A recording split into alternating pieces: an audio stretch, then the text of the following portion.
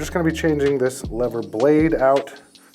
So first things first, we need to get that set screw loosened so we can pop the pivot pin out. And how we're going to get to it is we're going to dial that reach adjuster in, that's counterclockwise, to get the lever blade as close to the bar, or as if it was close to the bar as possible. The PAD dial on this, it doesn't really matter where it is on this particular service, so don't worry about that, but pushing this in or dialing that in, it's going to give us access to a very small 1.5 set screw just behind the knob.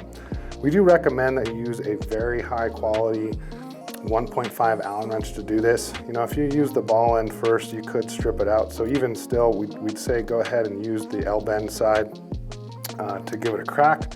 And then from there, you can probably do 1, 2, 3, 4 half turns. That's 2 full turns. And then it should be enough to push that away from the notch that's holding it in place. Something like a roll of tape works for just trying to get a little bit of a relief here, and we're going to use a small punch. And to get it out, you may or may not need a hammer. We're going to try without the hammer. Excellent, at least got started. So just finish off. Very light taps. We're not doing a lot here. And we get that all the way through. You see we've got the lever pivot pin, excellent. And this whole assembly is under spring tension, so that's why I've left that pin and the punch in there. So when we take it out, I'm holding everything together, and it's going to come out, and you can see that there is a spring right there, and you have the PAD adjuster and the lever blade kind of separate. So keep this, and we're going to change this. Set this down. Go ahead and grab my new lever blade assembly here. These two pieces need to go together. Spring goes to the outside, PAD adjuster inside, and that spring will just sit right in there. We're going to line those 2 holes up, and I'm kind of going to pinch, hold my thumb there, and pinch this top part so that the holes line up. Now we've gone ahead and just kind of printed out a little guide. This does help, you don't need it. But what this does for me is it just kind of gets those 2 holes aligned, and it holds them there for me, so I don't have to use 4 hands, you know. So I'm pushing that in.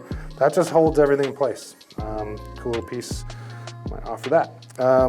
That'll allow me to put this all back together. And I note there's a bushing there and a bushing there. Those top hat bushings do come out if you push on them, so make sure they're both. There's one on each side.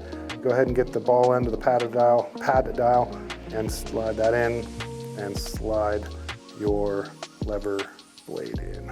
And you can see kind of the green through there. It helps me identify it too. And I line those up. Now we just take the lever pivot pin and line it up. Stay there. Make sure that the circles are perfectly circle with each other, not even a little bit off. And you should be able to do this by hand. So if they're perfectly aligned, you should be able to just push that in all the way through. If that doesn't go through with just a little bit of pressure, don't try to hammer it.